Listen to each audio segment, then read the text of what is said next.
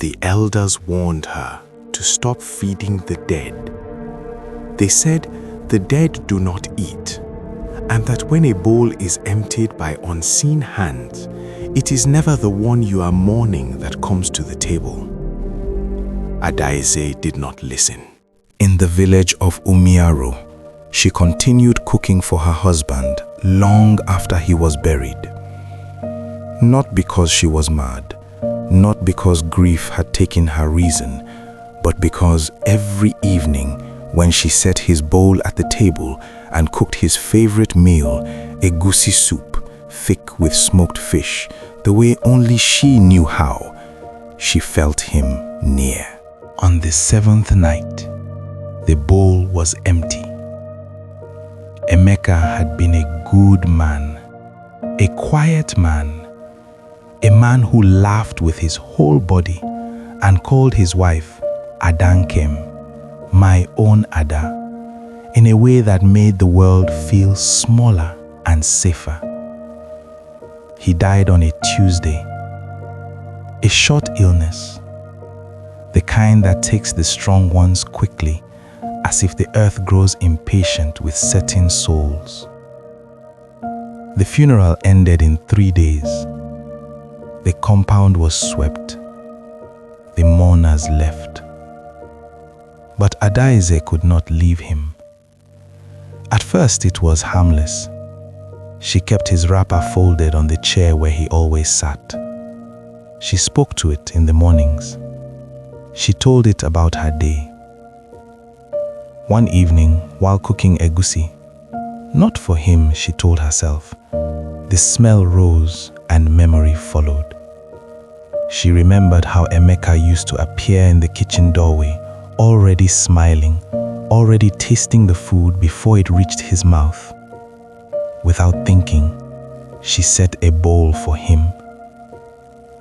That night, she slept deeply for the first time since her burial.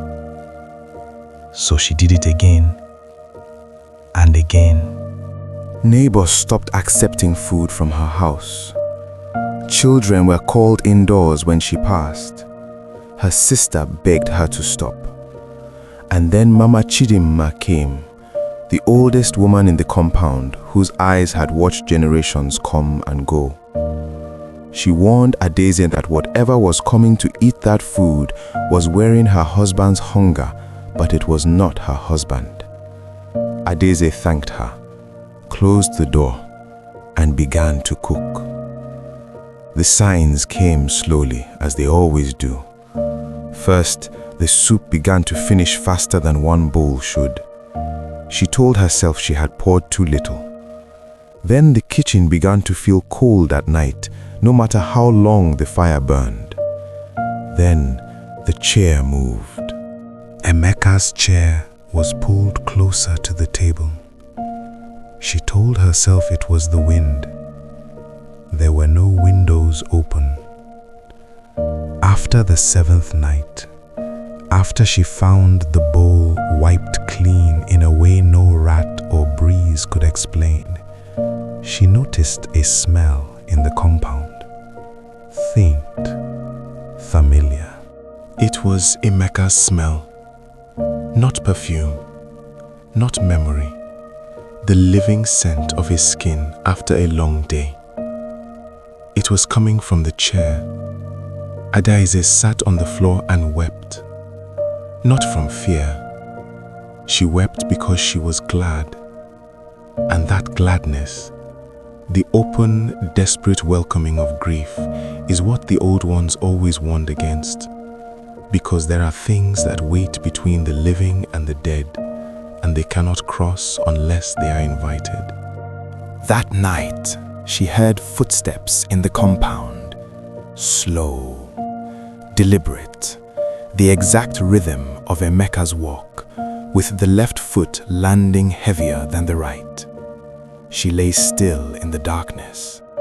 The footsteps stopped at the kitchen. She heard the clay pot lift. She heard eating. Then she heard his voice, low and familiar, calling her name. For one breath, she remembered the warning. Then love moved her feet. She stepped into the kitchen. The pot was empty. The bowl was empty. The room was empty. But Emeka's chair was warm. She touched it and recoiled. It was not the warmth of wood holding heat. It was body heat. She turned. He stood in the compound. Emeka. Same wrapper, same shoulders, same face that had made her agree to marry him only after 3 conversations. She took a step toward him. He smiled, and she stopped because the smile was almost right. Almost. The elders say the dead can copy everything about a man except the warmth behind his eyes. What stood before Adaeze had eyes like still water at midnight, recognition without love. It spoke only 2 words. It said it was hungry. Adaeze ran. She beat on Mama Chidima's door until the old woman pulled her inside without a word. It took 7 days to close what love had opened. 7 days of bitter herbs. 7 nights of elders sitting awake. They say it worked, but Adaeze never lived alone again. She surrounded herself with people, afraid of silence. And she never cooked egusi soup again. Grief is human, but the old ones knew that grief, when fed, becomes a doorway. Do not call them back.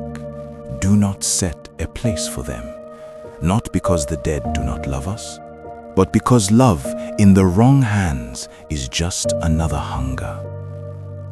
If you lost someone you loved more than reason, would you have stopped cooking? I am not sure I would have either. This is Tales Beyond Time, and the night is still young.